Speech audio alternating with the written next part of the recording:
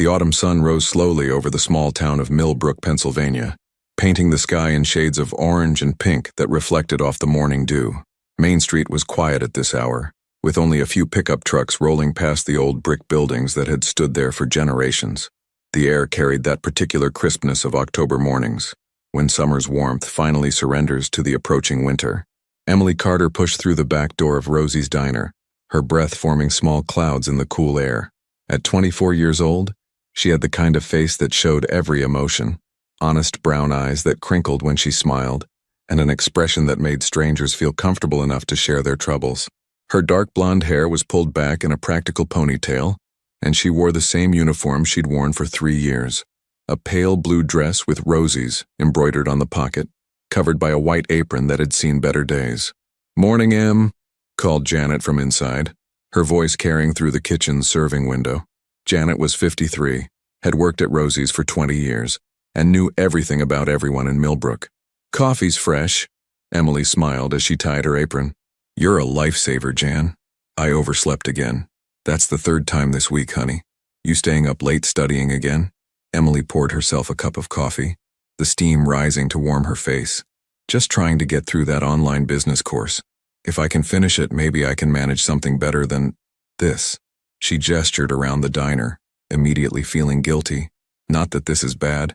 I know what you mean," Janet interrupted kindly, flipping pancakes on the griddle. "You've got dreams bigger than Millbrook.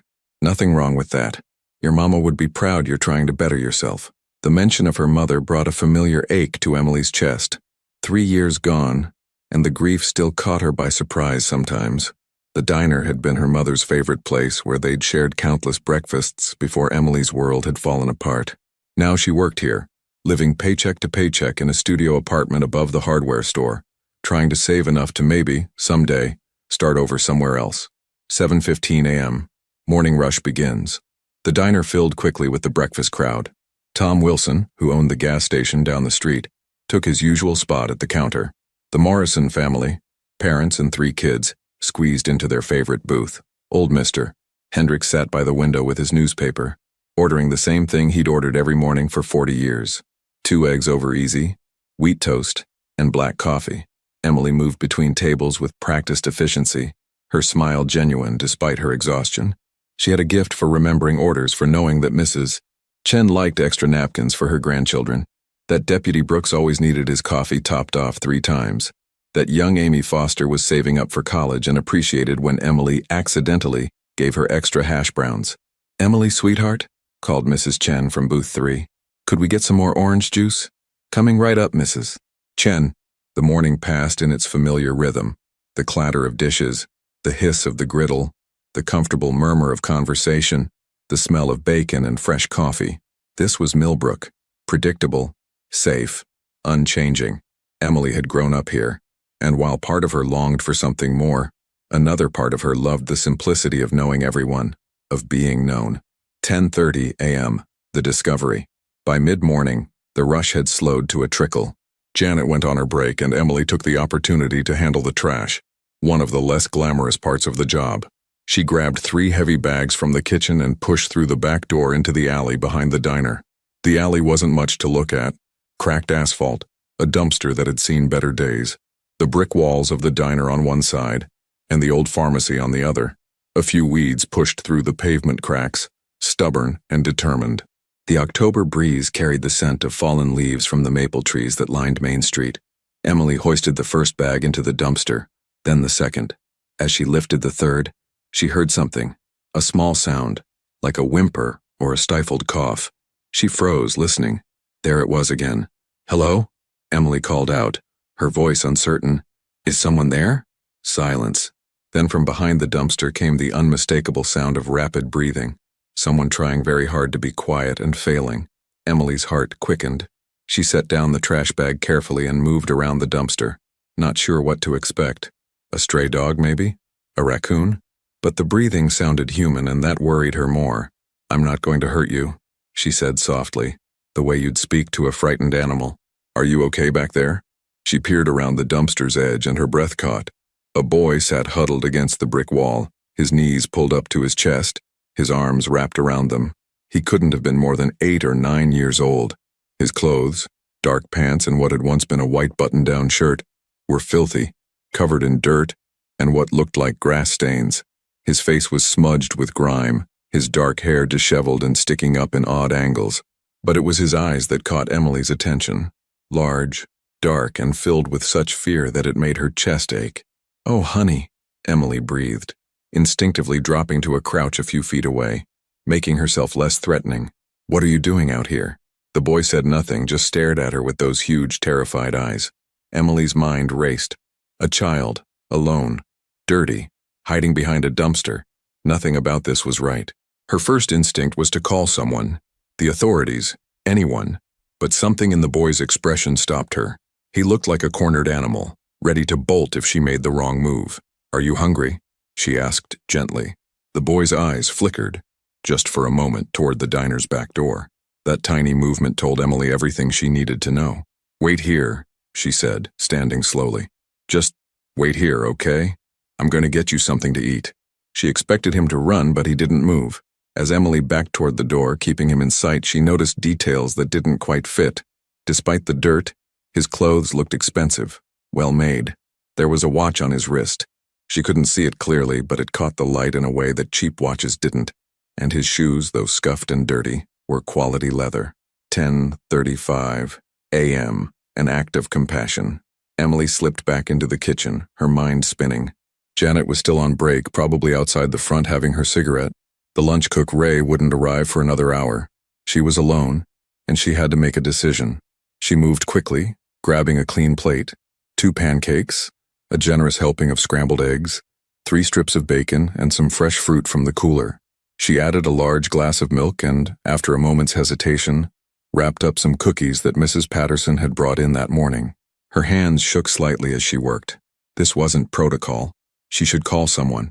Deputy Brooks had been in earlier. She could call the sheriff's department. They'd know what to do. But something held her back. The terror in that child's eyes. The way he'd looked at her as if expecting the worst. Emily grabbed a clean dish towel, dampened it with warm water, and loaded everything onto a tray. She glanced around the kitchen one more time, then pushed back out into the alley. The boy was still there, still pressed against the wall, but his eyes tracked her movement with laser focus. "I brought you breakfast," Emily said, kneeling down about 5 feet from him and setting the tray on the ground. "You don't have to tell me anything. You don't have to talk at all. But you need to eat, okay?" She slid the tray toward him slowly, then stood and backed away several steps, giving him space. For a long moment, the boy didn't move. His eyes went from her face to the food and back again, as if trying to determine if this was some kind of trap. Emily could see the internal war playing out across his young face. Suspicion, fighting against desperate hunger. Hunger won. The boy lunged forward, grabbing the plate with both hands. He ate like someone who hadn't had a meal in days, stuffing the eggs into his mouth with his fingers, barely chewing before swallowing. Emily winced, worried he'd make himself sick, but she didn't try to stop him. She'd seen enough in her years at the diner to recognize true hunger when she saw it. "Slow down, sweetheart," she said gently. "There's plenty. No one's going to take it from you." The boy paused, looking up at her with egg on his chin, and something in his expression shifted slightly. The fear still there, but joined now by something else. Confusion, maybe, as if kindness without expectation was a foreign concept. He ate more slowly after that, and Emily watched, her heart breaking a little more with each bite. Who was this child? Where had he come from? Where were his parents? When he'd finished the food, the boy reached for the milk with trembling hands and drank it all in long gulps. Finally, he set down the empty glass and wiped his mouth with the back of his hand, leaving a clean streak through the dirt on his face. "Thank you," he whispered. His voice was hoarse, barely audible. Emily smiled. "You're welcome. Here." She picked up the damp towel and held it out. "You can clean up a bit if you want." The boy took the towel hesitantly and began wiping his face and hands. As the dirt came away, Emily could see he had good features, a strong nose, defined cheekbones, olive-toned skin that suggested Mediterranean heritage. Italian, maybe, or Greek. "What's your name?" Emily asked softly. The boy's hands stopped moving. His eyes met hers and she saw the calculation there. This child, whoever he was smart enough to know that names meant something, that information could be dangerous. "Mikey," he said finally. "Mikey," Emily repeated, nodding. "That's a good name." I'm Emily. 11. M. Decisions and consequences. Emily. Janet's voice rang out from inside the diner. Where'd you disappear to? Emily's eyes widened. She looked at Mikey, who had gone rigid with fear again, ready to run. Stay here, she told him quickly. I'll be right back, I promise.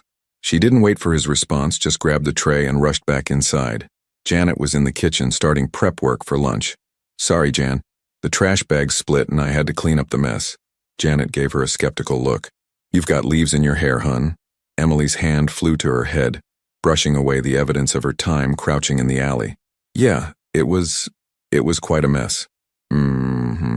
Janet didn't push it, but her eyes were knowing. Well, we've got a party of 6 coming in at 11:30, so shake a leg. Emily nodded and quickly washed the dishes, her mind racing. She couldn't leave Mikey out there.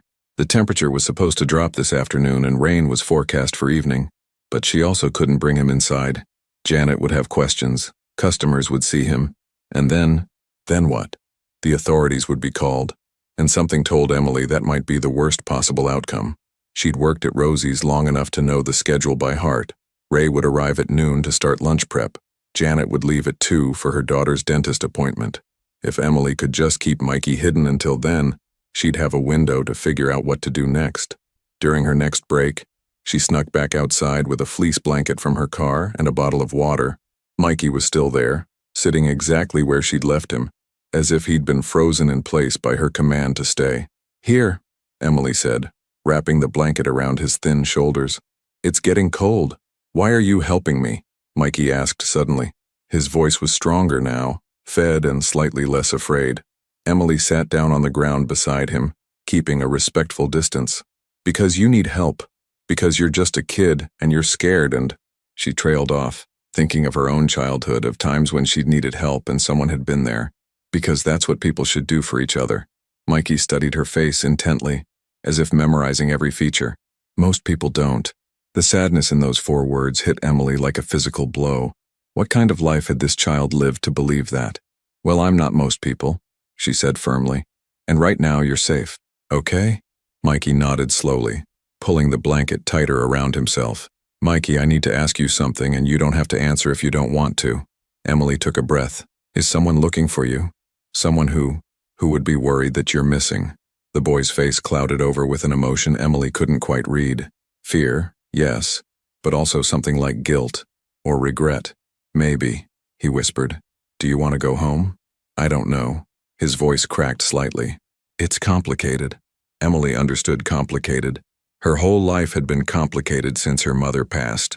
The medical bills, the creditors, the daily struggle to keep her head above water. But this was a different kind of complicated, she sensed. This was the kind that a child shouldn't have to deal with. Okay, she said gently. You don't have to decide right now. But Mikey, I work until 6 tonight. When I get off, I'm going to take you somewhere safe and warm and we're going to figure this out together. Can you stay hidden here until then? Yes, Mikey said immediately. I'm good at hiding. Another statement that broke Emily's heart. There's a storage room, Emily said, thinking quickly. Through that door, she pointed to a side entrance she'd almost forgotten about, one that led to a small room where Rosie kept extra supplies. No one uses it much. You could wait in there. There's even an old cot from when Rosie used to work overnight. Would that be better than out here? Mikey's eyes lit up at the prospect of being inside, truly sheltered. Could I? Come on. Emily stood and offered her hand. After a moment's hesitation, Mikey took it. His hand was small and cold in hers, and Emily felt a surge of protective instinct so strong it nearly overwhelmed her. This child, this scared, hungry child who'd somehow ended up behind her diner, she was going to make sure he was okay, whatever it took. 11:45 a.m. Hidden away. The storage room was small but adequate. Boxes of paper napkins lined one wall, industrial-sized containers of cooking oil another. In the corner sat the old cot, exactly as Emily remembered it, with a thin mattress that had seen better days but was clean enough. It's not much, Emily said, pulling the cord on the single overhead bulb. Dim light filled the space. But no one comes in here except maybe once a week to grab supplies. You'll be safe. Mikey looked around the small room as if it were a 5-star hotel. It's perfect, he said quietly. Emily found an old blanket on a shelf, shook it out and laid it over the cot. You should rest. You look exhausted. I am, Mikey admitted, climbing onto the cot and curling up on his side. Even with food in his belly and a blanket around him, he looked impossibly small and vulnerable. "I'll come check on you when I can," Emily promised. "And I'll bring you lunch later, okay?" "Emily?" Mikey's voice was drowsy now, sleep already pulling at him. "You're really nice." "So are you, kiddo," Emily said softly. She moved toward the door, then paused. "Mikey, if you need anything, if you get scared, there's a bucket here you can knock over. I'll hear it from the kitchen. Don't be afraid to make noise if you need me." But Mikey was already asleep, his breathing evening out into the deep rhythm of exhausted childhood. Emily stood there for a moment, watching him, and wondered what on earth she'd just gotten herself into. She closed the door quietly and returned to work, her mind spinning with questions she couldn't answer. 1:30 p.m., the world beyond. Inside Rosie's diner, life continued its normal rhythm. The lunch rush came and went. Emily served sandwiches and soup, refilled coffee cups, and made small talk with customers who had no idea that just beyond the kitchen wall, a mysterious child slept in their storage room. But beyond Millbrook, in the wider world that Emily knew nothing about, other forces were already in motion. In a city 3 hours away, phones were ringing, people were mobilizing. Security footage from a gas station 40 miles from Millbrook was being analyzed frame by frame. A child had gone missing, not just any child, but one whose absence sent shockwaves through a network of power and influence that most people didn't even know existed. And as Emily wiped down tables and counted her tips, as Mikey slept peacefully in his hidden refuge, as the autumn sun tracked across the Pennsylvania sky, the distance between these two worlds, the quiet small-town life and the dangerous other realm, was shrinking with every passing hour. Emily checked on Mikey during her 2 o'clock break, bringing him a sandwich and more water. He ate more slowly this time, with better manners, and she noticed again the contradiction: the expensive watch, the quality of his clothes beneath the dirt, the way he held himself with a certain unconscious dignity even in his desperate circumstances. "Mikey," she said as he ate, "that's a really nice watch." His hand instinctively covered it. Protective. It was a gift. From someone special? He hesitated. "Yeah, someone special." Emily didn't push. She was beginning to understand that this child carried secrets, heavy ones, and she'd learn them when he was ready to share, if he ever was. 5:30 p.m., closing in. As Emily's shift neared its end, she began to feel the weight of what she'd done, what she was doing. She'd harbored a runaway child, if that's what he was. She hadn't reported him to the authorities. She'd made decisions that could have consequences she couldn't predict. But when she checked on Mikey one last time before clocking out, when she saw him sitting on the cot with his blanket wrapped around him, looking at her with eyes that held a glimmer of hope they hadn't held that morning, she knew she couldn't have done anything differently. "Ready to go?" she asked. Mikey nodded, standing up and carefully folding the blanket. "Where are we going?" "My apartment," Emily said. "It's not fancy, but it's warm and safe. We can figure out the rest from there." As they prepared to leave through the back entrance, Emily had no way of knowing that she was already on someone's radar. She didn't know about the black SUVs that had been moving through nearby towns all day. She didn't know about the questions being asked, the security footage being reviewed, the net that was slowly tightening around Millbrook. She didn't know that her simple act of kindness, feeding a hungry child, had already changed the trajectory of her life in ways she couldn't imagine. All she knew was that this child needed help, and she was going to provide it. Tomorrow would bring its own challenges. Tonight she'd get Mikey cleaned up, fed properly, and rested. Tomorrow she'd figure out how to do the right thing without putting him in danger. Emily Carter had no way of knowing that tomorrow, everything would change. The mansion sat on 15 acres of pristine land, surrounded by tall iron gates and walls that spoke of both wealth and paranoia. The estate was located in an affluent suburb outside Pittsburgh, where old money and new power coexisted in an uneasy balance. The house itself was a masterpiece of Italian architecture, cream-colored stone, arched windows, and manicured gardens that looked like they belonged in Tuscany rather than Pennsylvania. Inside, 8-year-old Michael Romano Jr. sat at the long dining table in a room that could seat 20 people. The table was mahogany, probably worth more than most people's cars. Crystal chandeliers hung overhead. Paintings in gilded frames decorated the walls. Real art, the kind that appeared in museums. But Michael Jr. ate his breakfast alone. His father's place at the head of the table sat empty, the chair pushed in, No plate set. This was normal. His father was always busy, always in meetings, always dealing with business matters that Michael Jr. wasn't supposed to ask about. Maria, the housekeeper who'd been with the family for 15 years, set down a plate of eggs and toast. "Eat up, Piccolo," she said gently, using the Italian term of endearment. "You have tutoring in an hour." "Where's Papa?" Michael Jr. asked, though he already knew the answer. "Working, Caro. Always working." Maria's face softened with sympathy. She'd watched this boy grow up essentially alone in this big house, surrounded by security and staff, but starving for something no amount of money could buy: his father's attention. Michael Jr. pushed the eggs around his plate. Through the tall windows, he could see the gardens, the fountain, the high walls that kept the world out, or kept him in. He wasn't sure which anymore. "Maria, do normal kids have bodyguards?" The housekeeper paused in her work, her expression sad. "No, Tesoro. Most children don't." "Then why do I?" It was the question he'd asked 100 times, and Maria gave the answer she always gave. "Your papa wants you safe. That's all." But Michael Jr. was 8 years old, and smart beyond his years.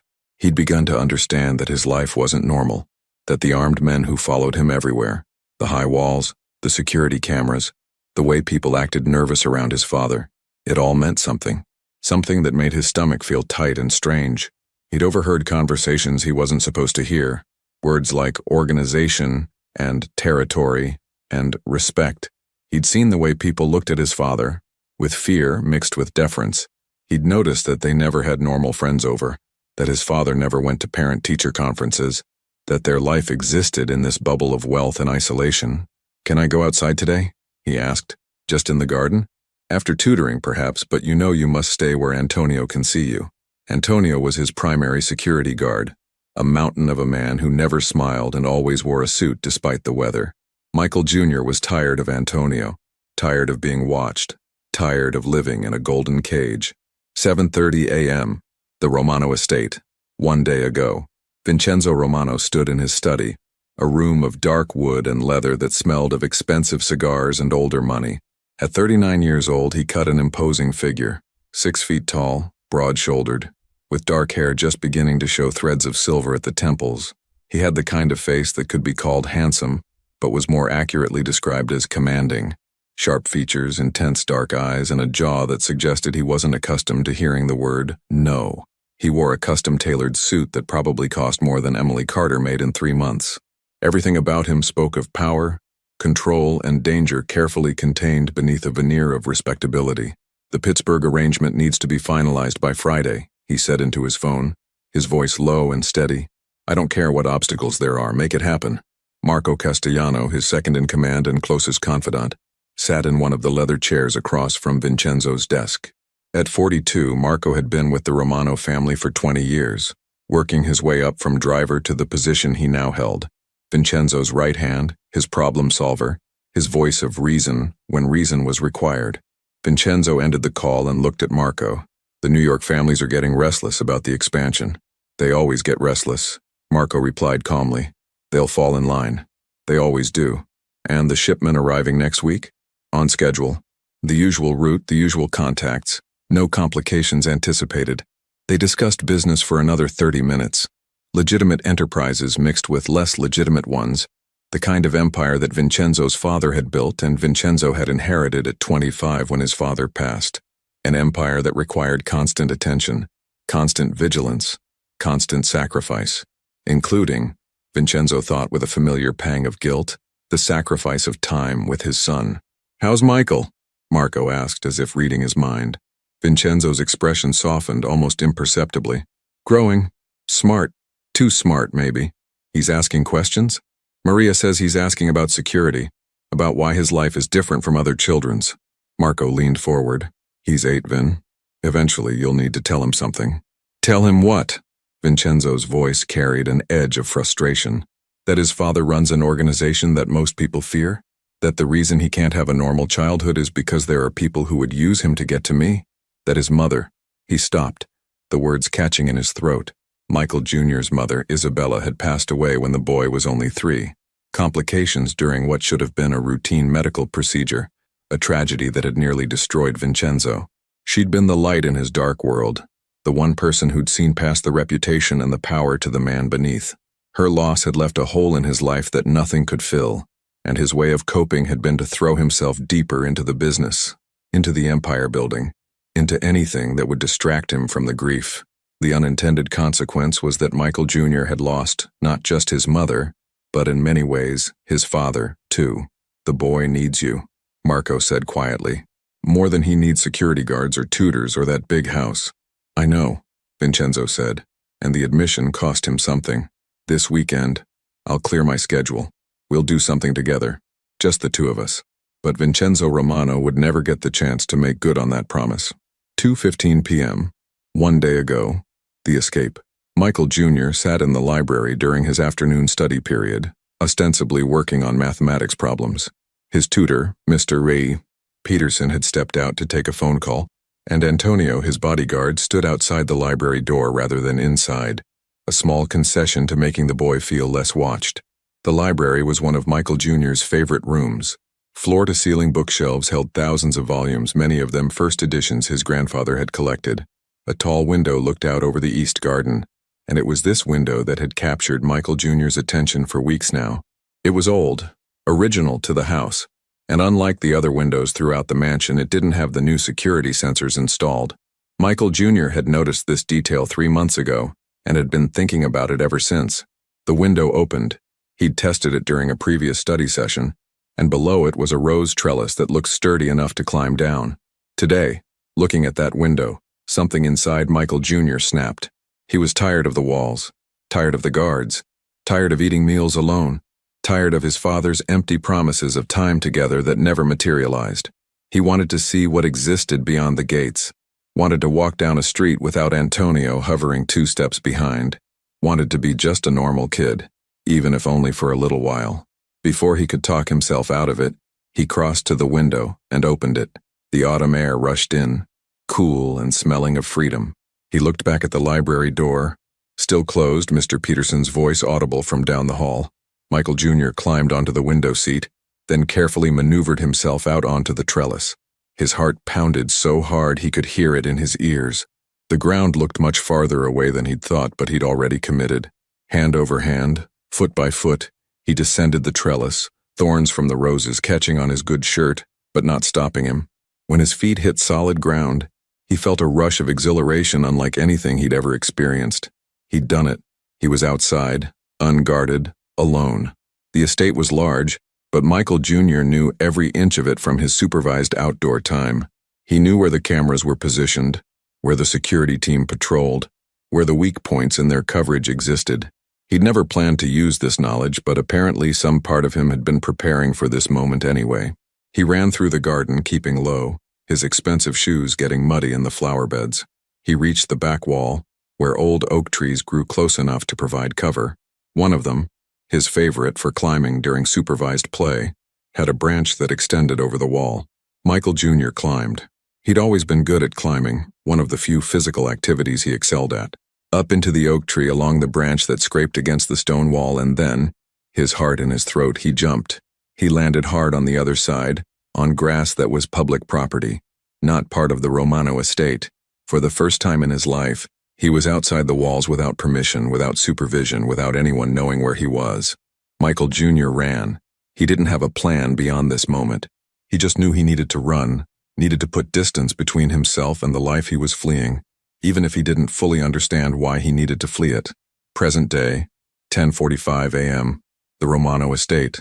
Vincenzo sat in his study, the phone pressed to his ear, his other hand clenched into a fist on the desk.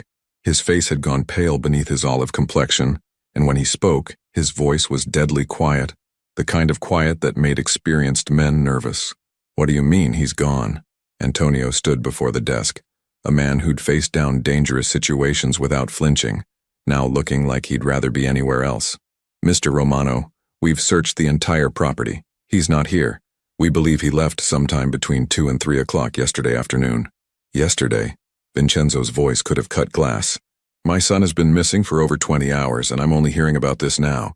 Sir, we hoped we could find him before you had to admit you'd lost track of an 8-year-old child." Vincenzo stood abruptly, his chair rolling back. "An 8-year-old child who was your sole responsibility? Marco entered the study quickly, reading the tension in the room. Vin, we need to approach this strategically. Strategically. Vincenzo turned on him and Marco saw something in his friend's eyes he'd rarely seen. Fear. Not the calculated wariness that came with their line of work, but genuine, primal fear. My son is missing, Marco. My son. I know, and we're going to find him. But we need to think clearly. Marco's voice was calm, anchoring. Have you checked with the authorities?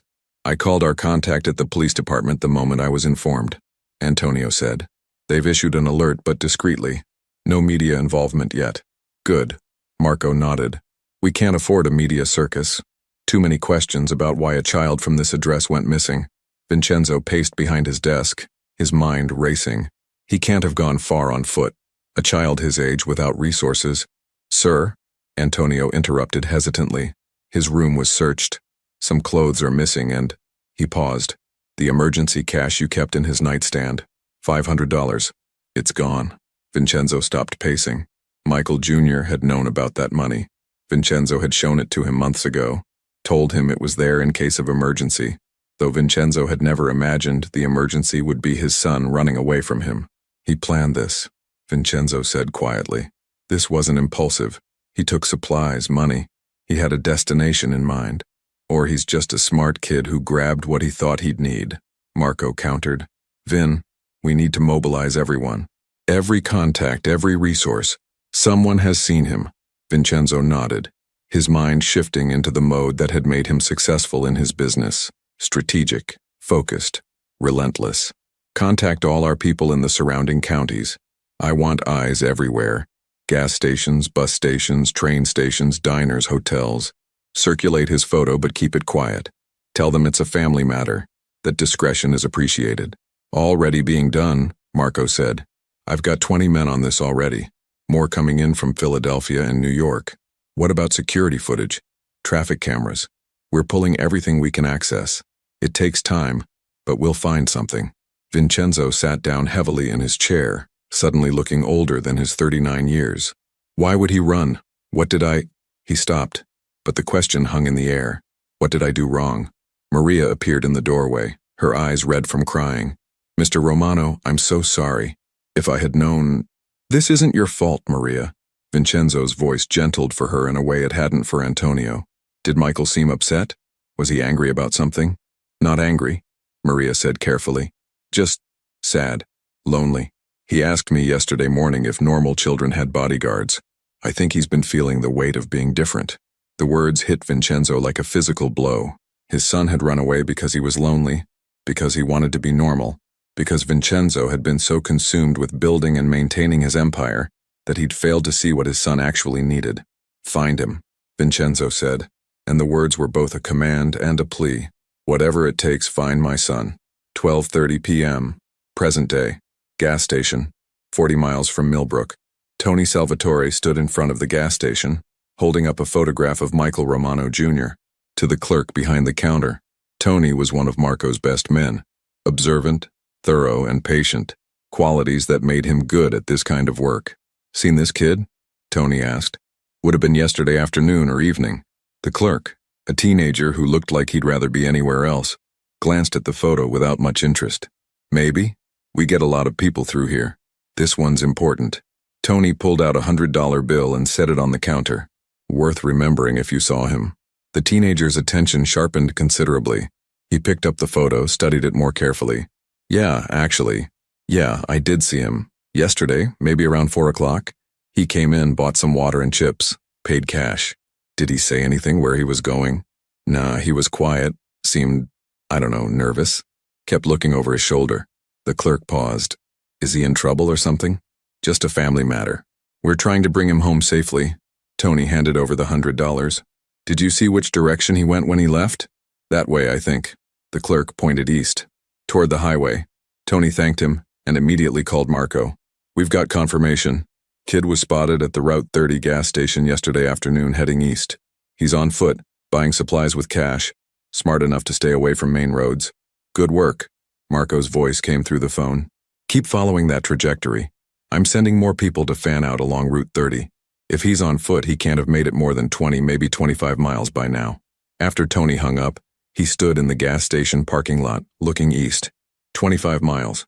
That put potential sightings in a radius that included several small towns, dozens of businesses, hundreds of places a child could hide or find help. But they'd find him. The Romano organization was nothing if not thorough. 2:45 p.m. Present day. Vincenzo's car. Vincenzo sat in the back of his black Mercedes SUV, Marco beside him, as they drove through the small towns along Route 30. They'd been on the road for 2 hours, stopping at every business, every diner, every place where a child on foot might stop. He's resourceful, Marco said, reviewing reports on his tablet, staying off cameras, avoiding main streets. He's his father's son. Vincenzo didn't respond. He stared out the window at the passing landscape, the small-town America his son had fled into, so different from the insulated world of the Romano estate. Strip malls and gas stations, mom-and-pop restaurants and family-owned shops, places where everyone knew everyone, where a stranger, especially a child alone, would be noticed. "We'll find him, Vin," Marco said quietly. "Before nightfall, I promise you that." "And when we do?" Vincenzo asked, still not looking at his friend. "When we bring him back to that house, that life he ran away from, what then? Do we post more guards? Build the walls higher? Make his cage even more secure? You give him what he needs," Marco said. "Time, attention, a father, not just a provider." Vincenzo finally turned to look at him. "You know what I am, what I do. You know why that house needs those walls, why my son needs protection. I can't change that." "No," Marco agreed. "But you can change how much of yourself you give to the business versus how much you give to him. The empire will survive if you delegate more. Your relationship with your son might not survive if you don't." It was a truth Vincenzo had been avoiding for years, and hearing it spoken aloud made it impossible to ignore any longer. His phone buzzed. A text from Tony. "Possible sighting. Millbrook Diner. Following up." "Millbrook," Vincenzo said, leaning forward to tell the driver. "Head to Millbrook. 4:15 p.m. Present day. Emily's apartment." Emily Carter stood in her small studio apartment, staring at her phone. She'd called in sick to work for the first time in over 2 years, and Janet had sounded genuinely concerned, which made Emily feel guilty for lying. But she couldn't go in, not with Mikey, who was currently sitting at her tiny kitchen table, clean for the first time since she'd found him. She'd drawn him a bath, given him some clothes that had belonged to her younger cousin, left behind on a visit months ago, and made him a proper meal. Without the dirt, he looked even younger, more vulnerable, and those dark eyes seemed to see right through her. "I need to ask you some questions," Emily said, sitting down across from him. "And I need honest answers, Mikey, because I want to help you, but I can't do that if I don't understand what's going on." Mikey nodded slowly, his expression guarded. "Why did you run away?" I wanted to be normal." His voice was small. "Just for a little while." "Normal how?" "No guards. No one watching me all the time. No walls." He looked down at his hands. "I wanted to see what it's like to be a regular kid." Emily's heart ached. "Mikey, who are your parents? Where do you live?" "My mom died when I was little," he said quietly. "And my dad? He's busy. He's always busy. But he loves you?" "I think so. Maybe. I don't know." Mikey's eyes were bright with unshed tears. "He doesn't really have time for me." Emily reached across the table and gently took his hand. "Mikey, whatever's going on with your family, however complicated it is, your dad must be worried sick. You've been gone almost a whole day. He probably hasn't even noticed," Mikey said bitterly. "He's probably in some meeting, making some deal, too busy to—" He stopped abruptly as if he'd said too much. Emily studied his face. The expensive watch, which she'd noticed was a Rolex, not a knockoff, the quality of his original clothes, the way he spoke, the guard he'd mentioned, the walls. Pieces were clicking together, forming a picture she didn't like. "Mikey, is he someone important?" The boy's silence was answer enough. Emily stood, walked to the window, looked out at the quiet street below. Her simple life, her small-town existence, her modest dreams of someday managing a better restaurant, all of it suddenly felt very fragile. "I think," she said slowly, "we need to figure out how to get you home safely. I don't want to go back. I know, sweetie, but staying with me isn't a real solution. Eventually, someone's going to come looking and—" She stopped. Through the window, she'd seen something that made her blood run cold. A black SUV moving slowly down her street, clearly searching for something, or someone. "Mikey," she said, her voice urgent. "Come away from the window. Now." Emily woke to the sound of movement in her small kitchen. For a brief, disoriented moment, she forgot about yesterday, forgot about the boy she'd brought home. Then reality crashed back, and she sat up quickly on the narrow couch where she'd spent an uncomfortable night, having given Mikey her bed. The apartment was barely 400 square feet, a studio with a kitchenette, a tiny bathroom, and a sleeping area that could charitably be called cozy. Morning light filtered through the thin curtains, illuminating dust motes in the air and the worn carpet that had seen better decades. Mikey stood at the counter, still wearing the oversized t-shirt and sweatpants Emily had given him. He'd drawn something on a piece of paper. She could see colorful markers spread across the counter, borrowed from the small craft supplies she kept for the occasional greeting card. "Good morning," Emily said softly, not wanting to startle him. Mikey turned, and Emily was struck by how different he looked after a night of rest, a proper bath, and a full stomach. The haunted look hadn't completely left his eyes, but there was more light there now, more of what an 8-year-old should have. "I made you something," he said, holding up the paper shyly. Emily crossed the small space and took the drawing. It showed 2 figures, one tall with long hair, one small, standing in front of what appeared to be a building with a sign. The diner, Emily realized. Above them, Mikey had drawn a sun with an exaggerated smile and the words, "Thank you, Emily," in careful, precise handwriting.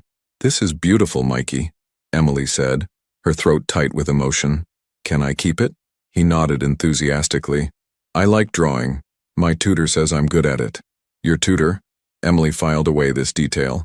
Private tutors suggested wealth, privilege, more pieces of the puzzle she was trying to solve. "I don't go to regular school," Mikey explained, settling onto the small couch. "Mr. Peterson comes to the house to teach me. Math, history, science, all of it. Do you like that? Learning at home?" Mikey shrugged, a gesture that seemed too world-weary for a child. "It's okay, I don't have to deal with other kids, but..." He paused. "Sometimes I wonder what it would be like to go to a real school, to have friends." Emily sat beside him, careful to maintain a respectful distance. "You don't have friends? There are some kids at my father's, at the places he goes sometimes, but they're not really friends. They're just kids whose parents know my dad." Mikey picked at a loose thread on the couch cushion. "It's not the same." Before Emily could respond, her phone buzzed. A text from Janet. "Hope you're feeling better. We're short-staffed today if you can make it in."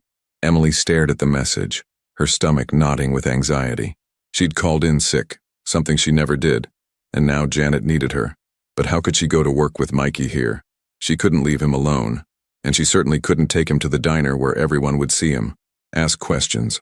"I need to make a phone call," Emily told Mikey. "Stay here, okay?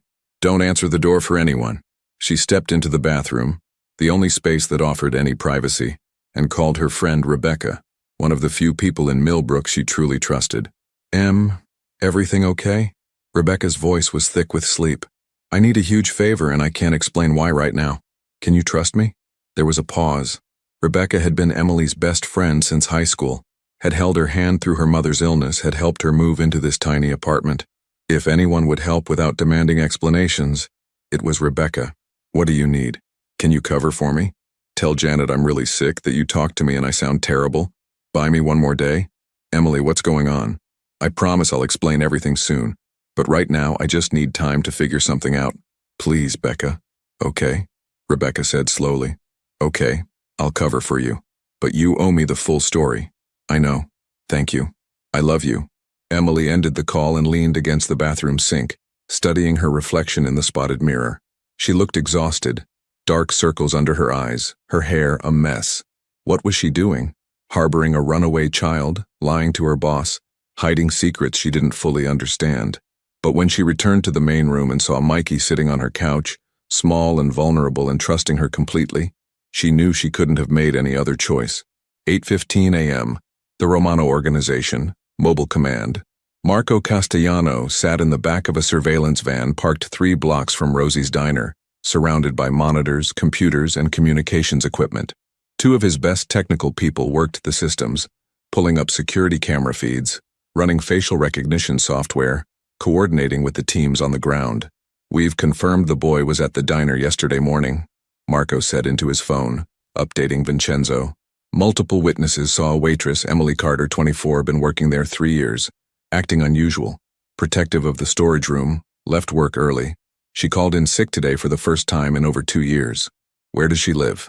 Vincenzo's voice was tightly controlled, the voice of a man barely containing his fear and frustration. Apartment above the hardware store on Main Street. We've had eyes on it since last night. No movement yet. Curtains drawn. I want to go in. Vin, we need to be smart about this. If your son is in there, we don't want to spook him into running again. And if this woman helped him, she might be the key to getting him to come home willingly. There was silence on the line. Then, what do you suggest? Let me make contact first. Professional, non-threatening. Feel out the situation. If Michael's there, if he's safe, we approach this delicately. And if he's not there, if something's happened to him? Marco heard the edge in Vincenzo's voice, the barely controlled fear that could quickly turn into something more dangerous. Then we adjust our approach. But let's not assume the worst. Every indication is that this woman helped him out of kindness, not malice. Find him, Marco. Whatever it takes. 9:30 a.m., Emily's apartment. Emily had made breakfast, scrambled eggs, toast, orange juice, and watched Mikey eat with an appetite that suggested he was finally beginning to feel safe. They'd talked about small things, his favorite books, the movies he liked, the subjects he found interesting. Mikey was articulate and bright, with a curiosity about the world that his isolated upbringing hadn't managed to suppress. Emily, Mikey said, pushing his empty plate away. Can I ask you something? Of course. Why are you helping me? You don't even know me. Emily considered the question carefully. When I was your age, my mom got really sick. We didn't have much money, and things were scary. But people in this town helped us, brought us meals, helped with bills, just showed up. They taught me that sometimes helping someone isn't about what you get back. It's just about doing what's right. Not everyone thinks that way, Mikey said quietly. No, they don't, but enough people do. Enough people are good. Mikey looked at her with those dark, too wise eyes. My father, he's not a bad person. He just lives in a different world. A world where trust is dangerous, where kindness can be a weakness. Emily felt a chill run down her spine. Mikey, what does your father do? Before he could answer, there was a knock at the door. Both of them froze. Emily's heart hammered against her ribs. She put a finger to her lips, signaling Mikey to be quiet, then moved silently to the door and looked through the peephole. A man stood in the hallway, mid-40s, well-dressed in a dark suit, with the kind of bearing that suggested authority and danger in equal measure. He looked directly at the peephole as if he knew she was looking. Miss Carter, he called through the door, his voice calm and professional. My name is Marco Castellano. I need to speak with you about a boy you may have helped yesterday. I'm not law enforcement and I'm not here to cause trouble. I just need to talk. Emily's mind raced. She could pretend she wasn't home, but the curtains were drawn and her car was parked outside. He'd know she was here. She could refuse to open the door, but how long would that work? She could. Emily, Mikey whispered behind her. That's Marco. He works for my father.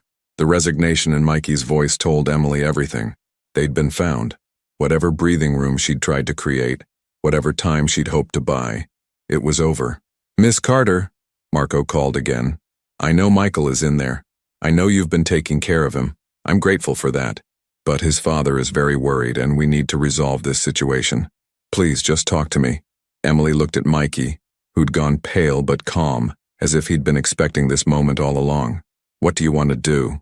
Emily asked him softly. He won't hurt you, Mikey said. He's actually okay. Better than most of them. The fact that an 8-year-old had to make distinctions between which of his father's people were okay and which weren't broke Emily's heart all over again. She took a deep breath and opened the door, keeping the chain lock engaged. Through the 6-inch gap, she could see Marco more clearly. Sharp features, intelligent eyes, and an expression that managed to be both threatening and reassuring. I'm Emily Carter, she said, her voice steadier than she felt. And yes, there's a boy here. He was hungry and scared, and I helped him. That's all. I understand that, Miss Carter. And as I said, I'm grateful. But Michael's father needs to see him, needs to know he's safe. I'm asking you to let me in so we can talk about this like reasonable people. And if I don't? Marco's expression didn't change, but something flickered in his eyes. Then we'll have a more complicated situation. I have people positioned around this building. Michael's not leaving without us one way or another, but I'd prefer we handle this civilly. It wasn't quite a threat, but it wasn't not a threat either. Emily understood the subtext. She could cooperate willingly or things would become difficult. She looked back at Mikey, who nodded slightly. Emily unhooked the chain and opened the door fully. 10:00 a.m., inside Emily's apartment. Marco stepped into the small apartment, his trained eyes taking in everything in seconds. The modest furnishings, the cramped space, the clear evidence of financial struggle. This wasn't someone with resources or connections. This was a young woman barely making ends meet who'd helped a child out of simple human decency. His gaze landed on Michael Jr., who stood by the couch, shoulders back, chin up, trying to look brave despite his fear. "Hello, Michael," Marco said gently. "Your father's been very worried about you. I'm sure he's been busy looking for me between meetings," Michael said, and the bitterness in his young voice was striking. Marco winced internally. He'd watched this boy grow up, had seen the distance between father and son widen over the years. "He's done nothing but look for you since you left."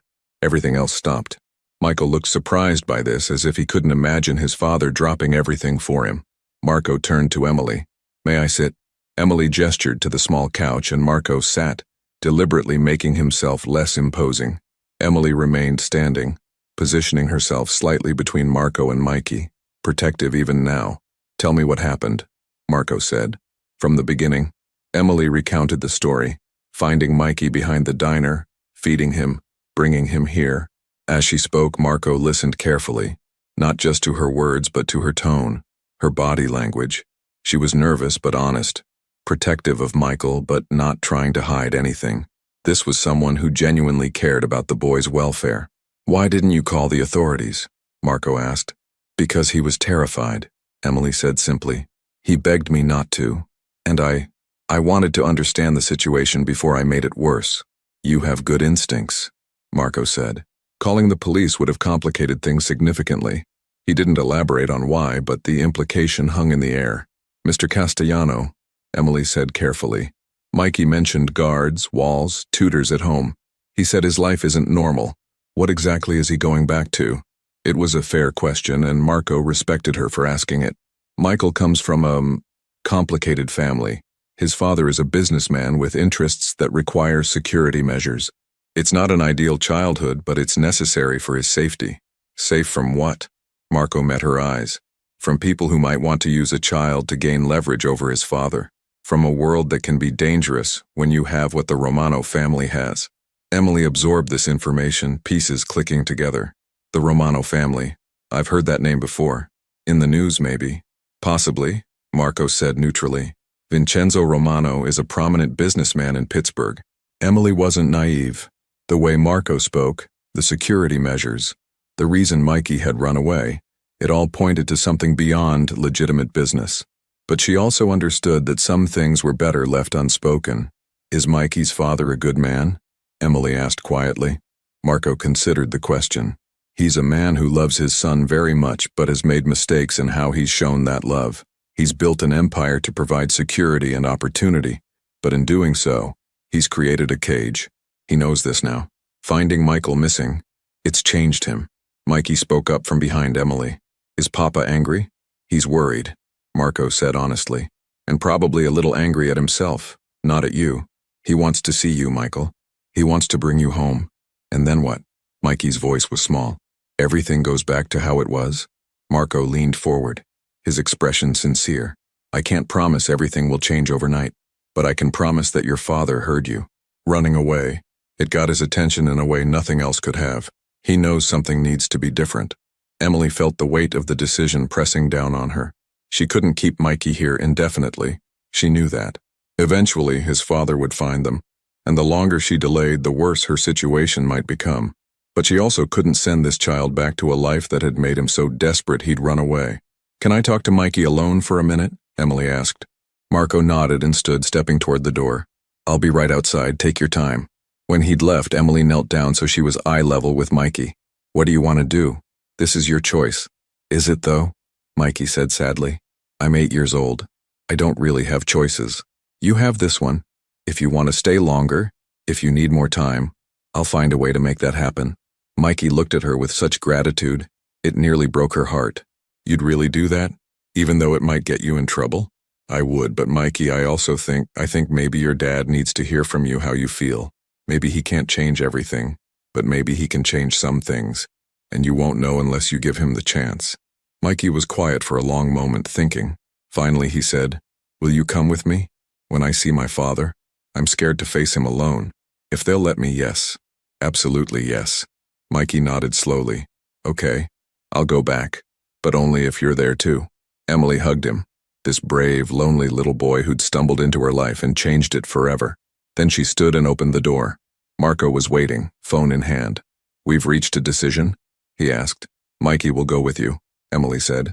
"But I'm coming too. He wants me there when he sees his father." Marco's eyebrows rose slightly. "Miss Carter, I don't think you understand what you're asking.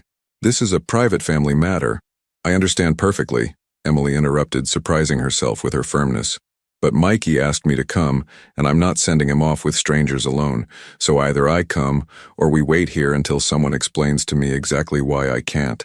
A small smile played at the corner of Marco's mouth. This young woman had more courage than sense, but he admired her protective instinct. "I'll need to clear it with Vincenzo." He stepped into the hallway to make the call. Emily could hear his low voice but not the words. When he returned, his expression was unreadable. "Mr. Romano has agreed to meet with you both. But Miss Carter, I need to be clear about something. You're about to enter a world very different from the one you know. Once you do, certain things can't be unknown. Are you sure you want to do this?" Emily looked at Mikey, who was watching her with hope in his eyes, and made her decision. "I'm sure." 4:30 a.m. The drive. They traveled in a black SUV with tinted windows. Emily in the back seat with Mikey, Marco up front beside the driver. The vehicle was luxurious, all leather and technology, worth more than Emily had made in the past 3 years combined. As they left Millbrook behind, Emily watched her small town disappear in the side mirror and wondered if she'd ever see it the same way again. She'd crossed a threshold, stepped into something bigger and more dangerous than her quiet life had prepared her for. Mikey sat close to her, not quite touching but near enough that she could feel his nervous energy. Emily reached over and took his hand, giving it a reassuring squeeze. "It's going to be okay," she whispered. "Promise?" Mikey whispered back. Emily couldn't promise that. She had no idea what waited for them at the Romano estate, but she squeezed his hand again and hoped her presence alone might be enough to see him through whatever came next. Through the window, she watched Pennsylvania countryside roll past, autumn colors brilliant against a perfect blue sky. It was a beautiful day, the kind that usually made her grateful to be alive. Today, it just made her aware of how fragile her peace had always been, how quickly everything could change. Marco's phone rang. He answered quietly, listened, then glanced back at Emily with an expression she couldn't read. "We'll be there in 20 minutes, he said. "Mr. Romano is waiting." Emily's heart rate increased. In 20 minutes, she'd come face to face with Vincenzo Romano, a man whose name carried weight and danger, whose son had been so desperate to escape his world that he'd risked everything for a taste of freedom. In 20 minutes, her simple act of kindness behind a diner would lead to consequences she couldn't yet imagine. Beside her, Mikey gripped her hand tighter, and Emily realized with a sudden clarity, whatever happened next, whatever price she might pay for helping this child, she'd do it all again in a heartbeat. Some things were worth the risk. Some moments of humanity mattered more than safety. Emily Carter was about to discover just how high the price of kindness could be. 11:50 a.m. Approaching the Romano estate, the SUV turned off the main road onto a private drive lined with ancient oak trees, their branches forming a canopy overhead that filtered the autumn sunlight into golden patterns. Emily's breath caught as the estate came into view, a sprawling mansion of cream-colored stone that looked like it had been transplanted directly from the Italian countryside. Manicured gardens stretched in every direction, fountains sparkled in the distance, and the sheer scale of wealth on display made her small-town life feel impossibly distant. "Wow," Mikey whispered, and Emily realized this was the first time he'd seen his home from this perspective, as an outsider might see it with fresh eyes unclouded by familiarity. The iron gates opened automatically as they approached, and Emily noticed the security cameras, the subtle but unmistakable presence of guards positioned at strategic points. This wasn't just a home. It was a fortress disguised as paradise. Marco glanced back at them. Mr. Romano was in his study. "Michael, your father is very eager to see you." Mikey's hand tightened in Emily's grip. "Is he angry?" "He's relieved," Marco said carefully. "Everything else, you'll work through together." The SUV pulled up to the main entrance, where wide stone steps led to massive wooden doors. A woman in her 60s stood waiting. gray hair pulled into a neat bun, wearing a simple black dress and an expression of profound relief. "Maria," Mikey said softly. The moment the vehicle stopped, Maria rushed down the steps. Marco opened the door and Mikey practically fell into her arms. The woman held him tightly, speaking in rapid Italian, her voice breaking with emotion. Emily didn't need to understand the words to recognize the love there. This woman had clearly helped raise Mikey, had been terrified for him, was grateful beyond measure to have him back. Emily stepped out of the SUV, feeling acutely out of place in her simple jeans and work shirt, surrounded by luxury she could barely comprehend. Maria looked up from Mikey and met Emily's eyes, and something passed between them, one caretaker to another, recognition of shared concern for this child. "You must be Emily," Maria said in accented English. "Thank you. Thank you for keeping him safe." "I did what anyone would do," Emily said quietly. "No," Maria said firmly. "Most people would not. You risked much for a stranger's child. This is no small thing." Marco gestured toward the entrance. "We should go inside. Mr. Romano is waiting, and we shouldn't delay this any longer." 1 p.m., inside the Romano estate. The interior of the mansion matched the exterior's grandeur: marble floors, crystal chandeliers, artwork that Emily suspected might be original pieces by masters whose names she'd recognize. Their footsteps echoed as they walked through halls that seemed designed to intimidate, to remind visitors of the power and wealth concentrated here. Mikey walked beside Emily now, Maria on his other side. Marco led them through the house to a set of dark wooden doors. He knocked twice, then opened them without waiting for a response. "Mr. Romano." "They're here." The study was a room of dark wood and leather, bookshelves lining the walls, a massive desk dominating the space. Behind that desk stood Vincenzo Romano. Emily's first impression was of controlled intensity. He was tall, broad-shouldered, wearing an expensive suit that emphasized rather than softened his commanding presence. Dark hair showed threads of silver at the temples. His face was handsome in a sharp, angular way, but it was his eyes that captured Emily's attention. Dark, intelligent, and at this moment filled with such raw emotion that it was almost painful to witness. Those eyes found his son, and everything else in the room seemed to disappear. "Michael," Vincenzo said, his voice rough. For a long moment, father and son just stared at each other across the study. Then Mikey let go of Emily's hand and walked slowly toward his father, each step tentative as if crossing a great distance. Vincenzo came around the desk and dropped to one knee, bringing himself to his son's level. Emily saw his hands trembling slightly as he reached out to cup Mikey's face, as if confirming the boy was real, was truly here, was safe. "I'm sorry, Papa," Mikey whispered, and then he was crying, and Vincenzo pulled him into an embrace that looked like it might break them both. Emily felt tears sting her own eyes. Whatever else Vincenzo Romano might be, whatever shadows existed in his world, the love for his son was absolutely genuine. She watched this powerful man hold his child and understood that fear and relief in equal measure, the terror of almost losing what mattered most, the overwhelming gratitude of a second chance. Maria touched Emily's arm gently, guiding her toward a chair against the wall. "Give them a moment," she whispered. Emily sat, feeling like an intruder on this private reunion. Marco stood by the door, his expression carefully neutral, but Emily saw the slight relaxation in his shoulders, relief that this moment had come without complications. Vincenzo spoke to his son in Italian, his voice low and intense. Mikey responded in the same language, and though Emily couldn't understand the words, she could hear the emotion, explanation, apology, reconciliation. This conversation had been years in the making, and it was happening now because a lonely child had gotten desperate enough to run. Finally, Vincenzo pulled back and wiped tears from his son's face. "In English now," he said gently. "We have a guest who deserves to be part of this conversation." He stood keeping one hand on Mikey's shoulder and turned his full attention to Emily for the first time. The intensity of his gaze was almost physical.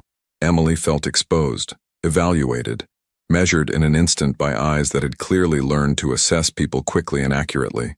She forced herself to meet that gaze steadily, refusing to be intimidated despite the fear racing through her veins.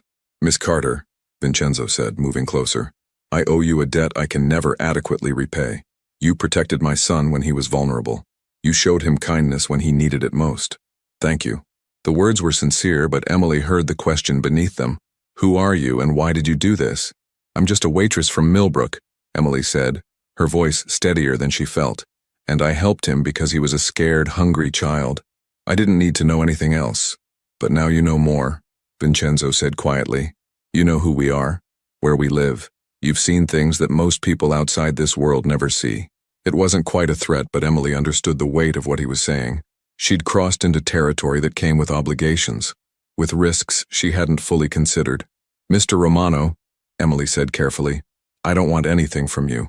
I don't want money or favors or anything else. I just wanted to make sure Mikey was okay, that's all. That's all, Vincenzo repeated, and something flickered in his expression. Surprise, perhaps, or reassessment. You understand that most people in your position would see an opportunity here? A chance for financial gain or leverage? I'm not most people, Emily said, echoing what she'd told Mikey yesterday. And your son isn't an opportunity. He's a child who deserved help. Mikey had been watching this exchange carefully. Now he spoke up. Papa, Emily is good. She took care of me. She made me feel safe. She gave me her own bed and slept on the couch. She didn't have to do any of that.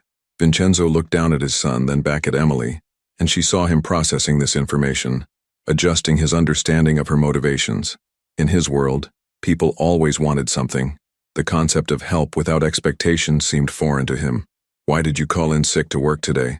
Marco asked from his position by the door. Why hide Michael instead of contacting authorities? Emily turned to face him. Because he was terrified. Because calling the police felt like a betrayal of his trust. I was going to figure out the right way to help him, the way that wouldn't make things worse for him, even though hiding him was risky for you, Vincenzo observed. Yes. Why would you take that risk? Emily met his eyes steadily. Because some things matter more than safety. Because when a child needs help, you help them. That's not complicated, Mr. Romano. That's just being human. The room fell silent. Maria had tears in her eyes. Marco looked thoughtful, and Vincenzo Romano stared at Emily Carter as if she were a puzzle he couldn't quite solve, a creature from a different world operating by rules that didn't exist in his experience. 12:30 p.m. Difficult questions. Vincenzo moved to the leather couch near the fireplace and gestured for Emily and Mikey to sit. Maria brought in a tray of coffee and tea, placing it on the table before quietly withdrawing. Marco remained by the door, present but unobtrusive.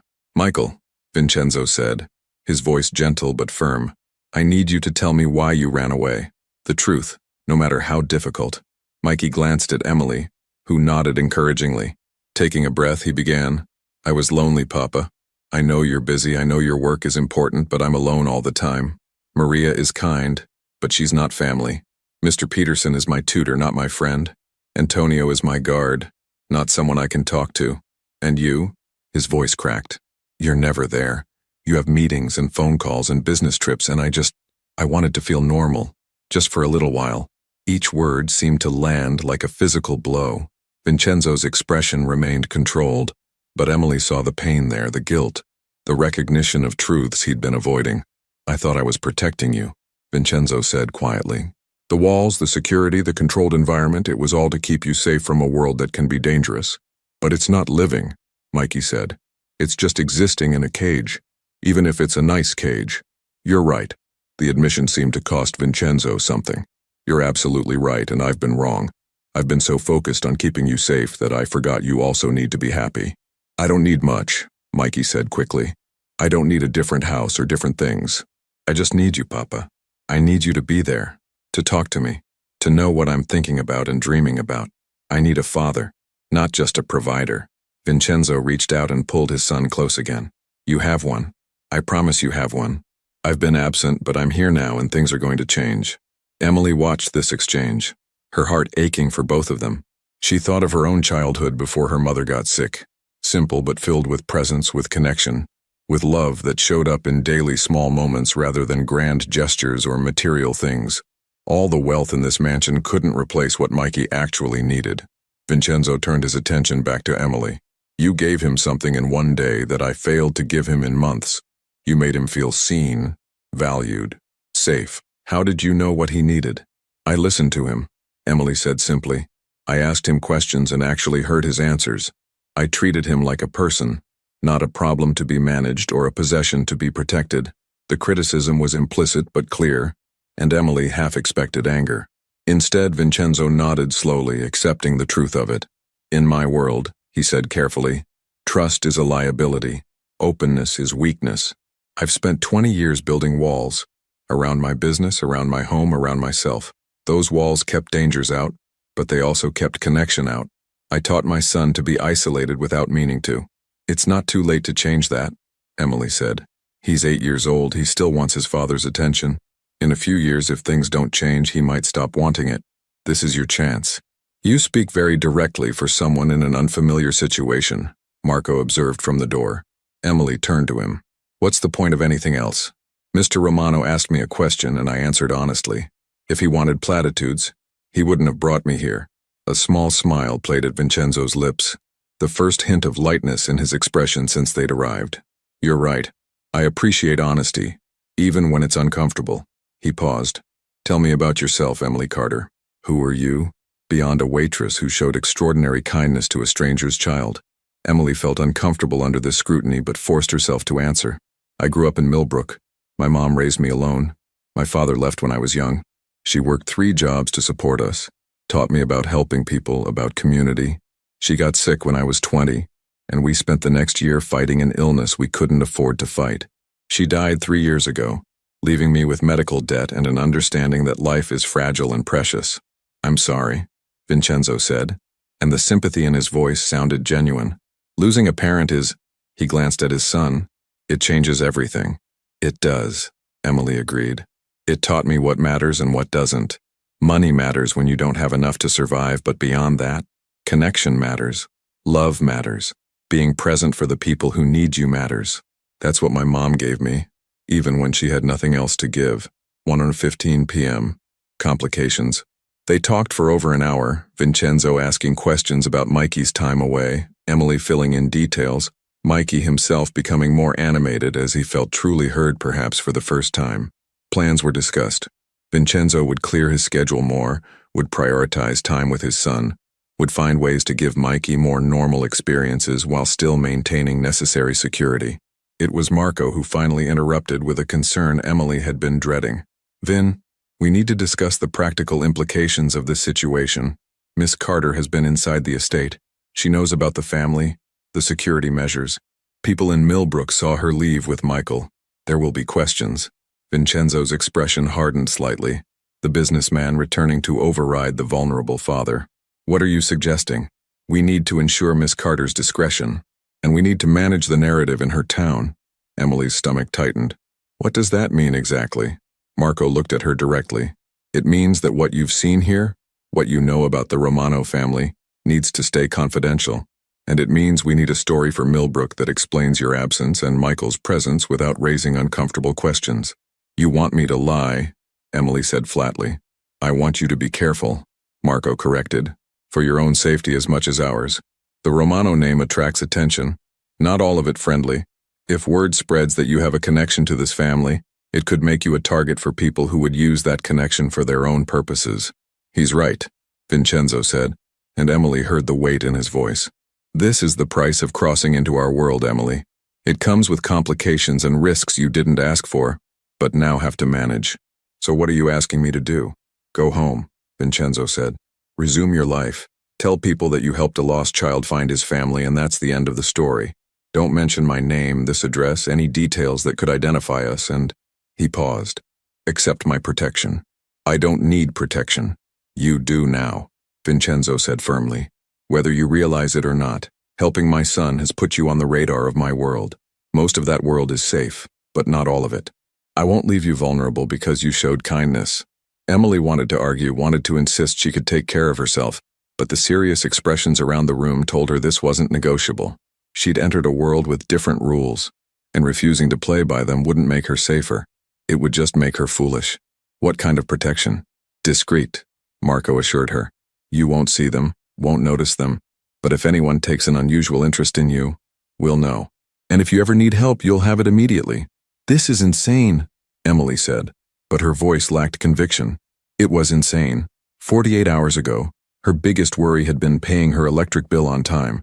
Now she was sitting in a mansion discussing security details with people who clearly operated in shadows she'd never known existed. Mikey had been quiet during this exchange, but now he spoke up. Papa, Emily didn't ask for any of this. She just helped me. It's not fair that she has to deal with complications because of me. Life isn't fair, son, Vincenzo said gently. It's a lesson I learned young, and one you're learning now. But we can try to make it right. We can try to ensure that Emily's kindness doesn't cost her more than she's already paid. He turned back to Emily. I'm offering you money, not as payment for what you did, but as compensation for the disruption to your life. Enough to pay off any debts, to give you options to make your life easier. I already said I don't want money, Emily protested. I know what you said, but I also know you work at a diner in a small town, that you're taking online courses because you can't afford to quit work and go to school full-time, that you have medical debt from your mother's illness. I'm not offering charity, Emily. I'm offering justice. You helped my son. Let me help you. Emily's pride warred with practicality. The medical debt had been crushing her for 3 years.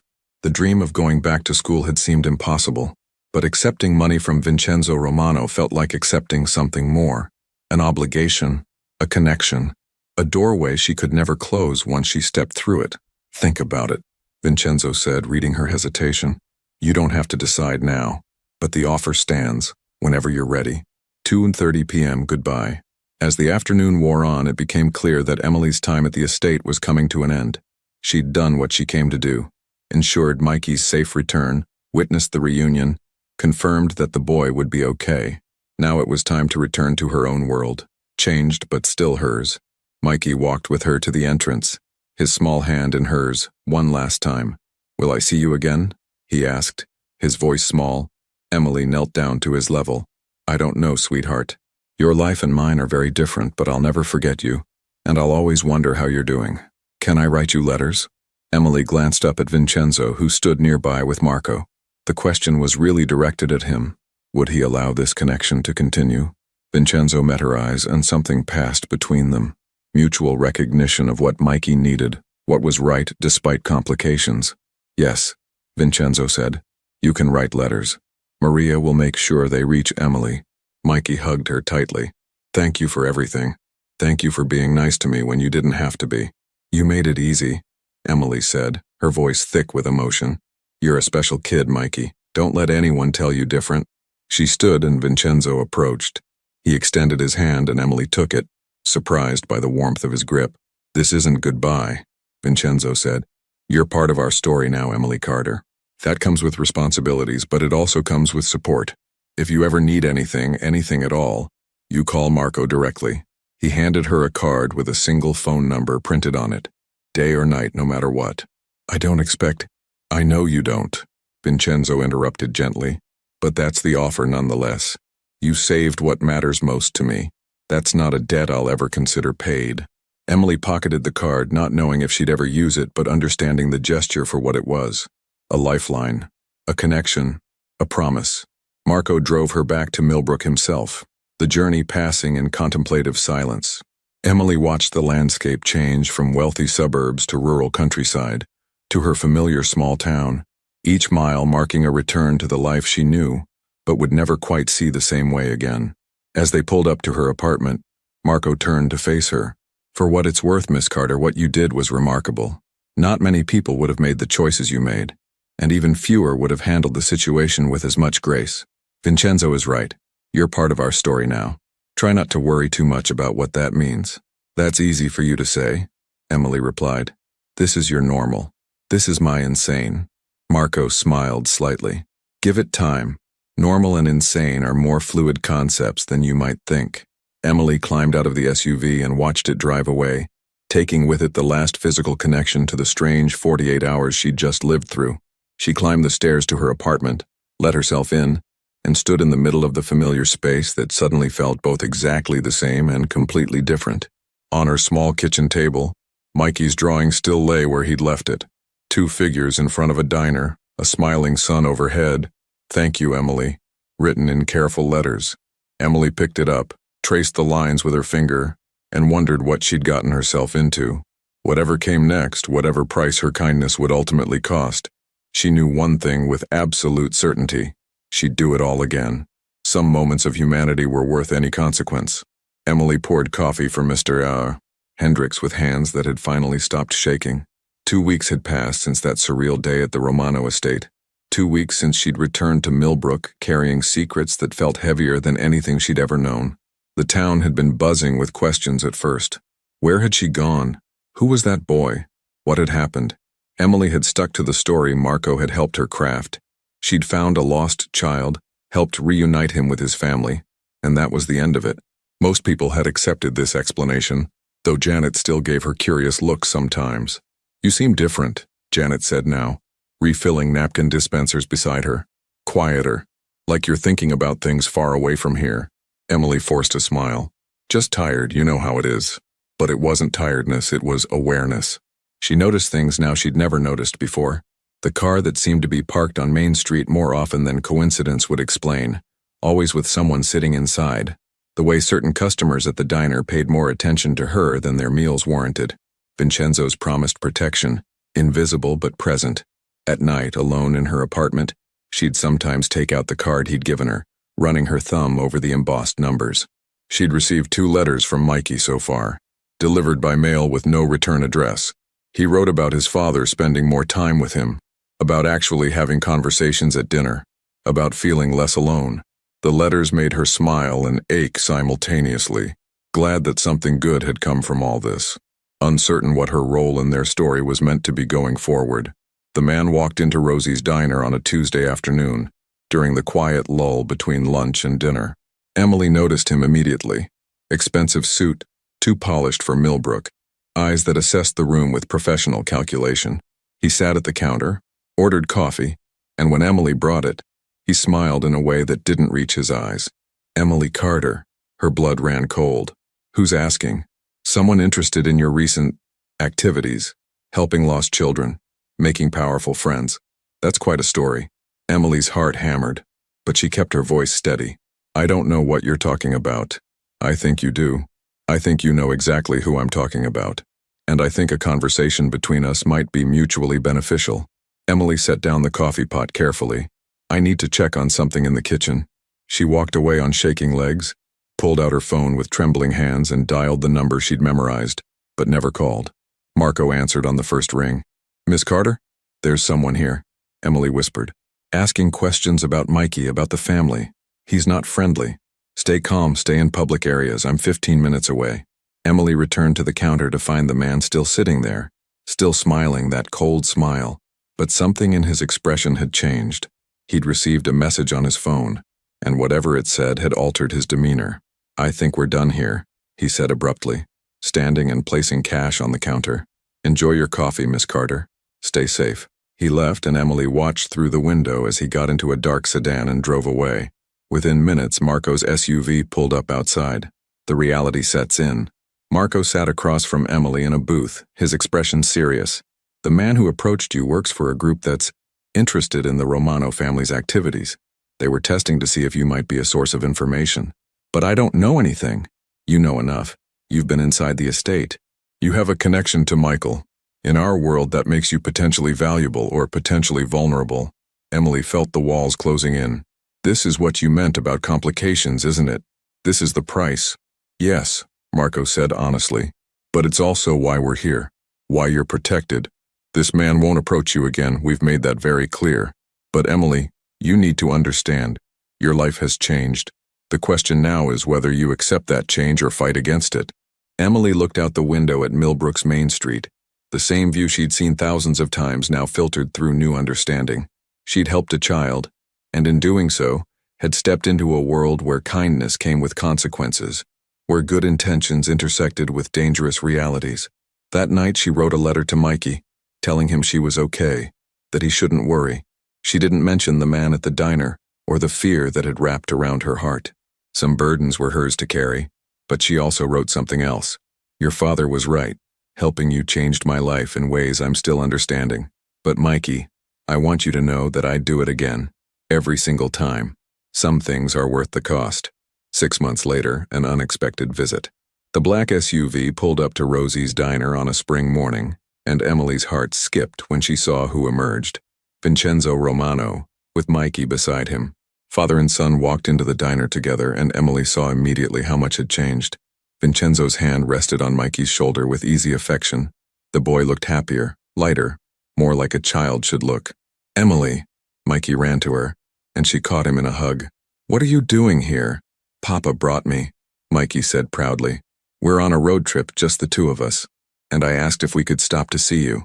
Vincenzo approached, and his slight smile was genuine. "My son wanted to show you that things are different now. Better. I thought he deserved that." Emily served them breakfast, pancakes for Mikey, coffee for Vincenzo, and listened as the boy chattered about school. He was attending now, with appropriate security, about friends he'd made, about weekend trips with his father. As they prepared to leave, Vincenzo handed Emily an envelope. "Don't argue," he said quietly. "Just accept it. Consider it an investment in someone who proved that goodness still exists in the world." After they'd driven away, Emily opened the envelope. Inside was a check, enough to pay off all her debts, to finish school, to start over if she wanted to, and a note in Vincenzo's precise handwriting.